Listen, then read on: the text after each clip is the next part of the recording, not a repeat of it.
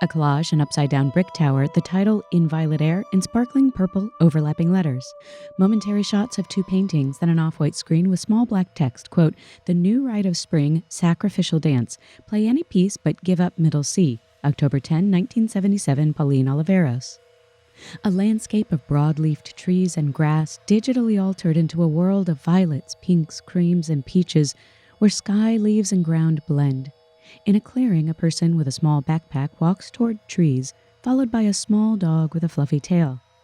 Vibrant purple shadows on the ground shift and shimmer against the pink and cream grass. The camera follows the person, matching them step by step. The image transforms from purples to blues, then to magentas as the person continues out of the clearing.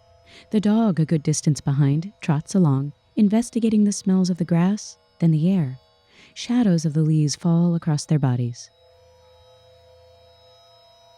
The trees and grass now bright orange, the leaves and shadows a piercing fuchsia. The person slows as they approach a tree. They are still. The dog cuts a straight line to the person, who holds an object in one hand and rests their other hand tenderly against the tree trunk. Slowly the camera approaches and the person steps away, hand trailing behind them along the trunk. As they walk, the tree limbs sway in the breeze, the now purple leaf tips and shadows dancing. The person holds the object aloft near their face. The dog speeds up to join, nearly invisible against the now orange grasses.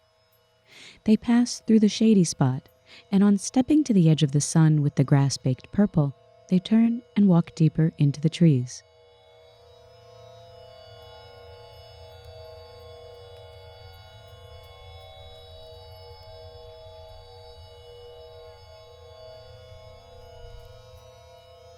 They kneel at the edge of a line of tall grass, scoop the dog up under one arm, and pause in the grass. The camera nears, and just before reaching the person, they step carefully away. It's now clear the person holds up a digital audio recorder that's connected to a set of headphones. The recorder has a giant, fluffy wind protector on top. As the person steps into the next clearing, their pale orange shadow follows along in the deep purple grass. A tuft of the dog tail hangs below the crook of their arm as they walk. They place the dog on the ground again. The view remains looking down to the dog, who stops to sniff a patch of small wildflowers, dark against the tangle of grass. The camera swoops up to resume following the person, who now kneels at the base of a tree, fiery orange with hatch marks of purple. They hold the recorder near the ground and gently caress blades of grass to bring out the sharp crinkling sounds. The camera slowly circles the thick tree trunk, emerging on the other side to discover the dog rooting in the grass, its focus matching the person's. The dog plops and blissfully rolls as the scene morphs again from purples and creams into magentas and oranges. The person stands, catching the attention of the rolling dog, but the dog continues, scratching its back on the ground, kicking legs in the air. Then it stops, stands, gives a full body shake, and observes in stillness. The dog then leaps toward the person as the camera follows. The dog trots over to join the person, who's now stopped at a waist-high structure. As the camera nears, orange, blocky letters appear against the pale purple background of a concrete cylinder. It reads, "Please dump hot barbecue coals here." The person bends into a deep squat. They take a step toward the bin, pick up a thin stick, and scratch against the cement base that the bin rests atop. The camera inches toward, watching the person collect high-pitched, textured sounds of the stick against the rough surface. The dog peers from around the bin as the camera circles them. The scene morphs through purples and blues, and the person now begins running the slender stick across the bin itself to collect the song it makes. The dog stands guard. The camera slowly comes down, at eye level with the person, and the dog, nose glued to the ground, comes toward it. After exploring with the stick in horizontal lines and vertical lines traced on the bin, the person rises. As the person walks away, the camera tilts down to the dog, playfully grabbing at blades of grass, sniffing around from its resting position on its belly.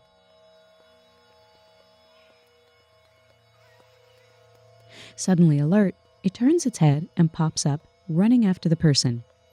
They make their way through a web of tree branch shadows, peach against the purple grass, and the person takes a seat in the sun at the base of a narrow, leafless tree. Feet planted and knees up, They rest their elbows on their kneecaps, bow their head, and hold the recorder high in both hands. The dog stands patiently at the person's feet, glancing around. The camera moves in slowly toward them, then backs away as it moves to the side of the tree and around. As the camera turns, the shadow of this tree fills the frame, its long tendrils of branches extending, blending into the trees beyond. The sky and leaves almost indistinguishable. Several trees are bare, their branches a deep yellow. As the camera nearly completes its trip around the tree, the dog trots off behind the person, who has now walked into the orange shade of the canopy. They approach a cluster of smaller, interconnected trees. The person runs a hand over the smooth surface of a slender trunk.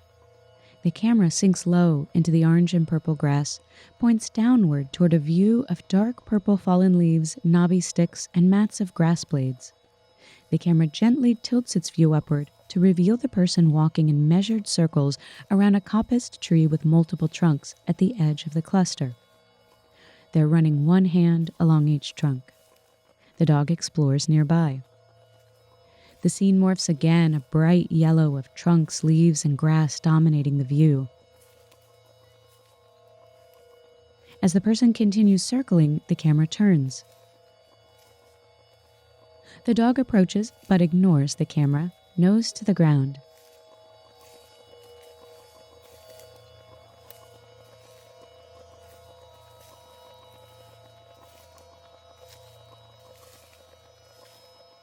The person continues their meditative circles, takes a few steps away. The screen goes blank, a pale violet.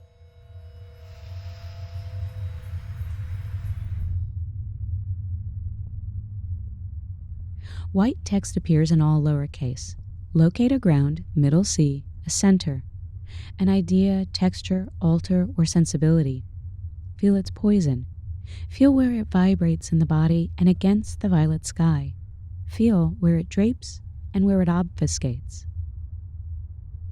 Now blink again, then in white lettering. Listen from your fingers until you hear something sharp. Sound it to its edge, pulling back before it cuts. Listen for the things you've kept hidden, their resonating chambers, their hiding spots. Locate one in particular. Is it a sharp sound? Does it speak?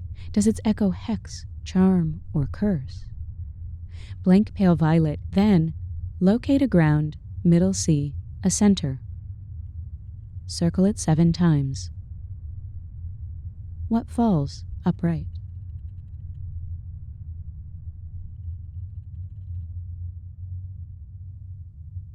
Words disappear, a soft pastel screen.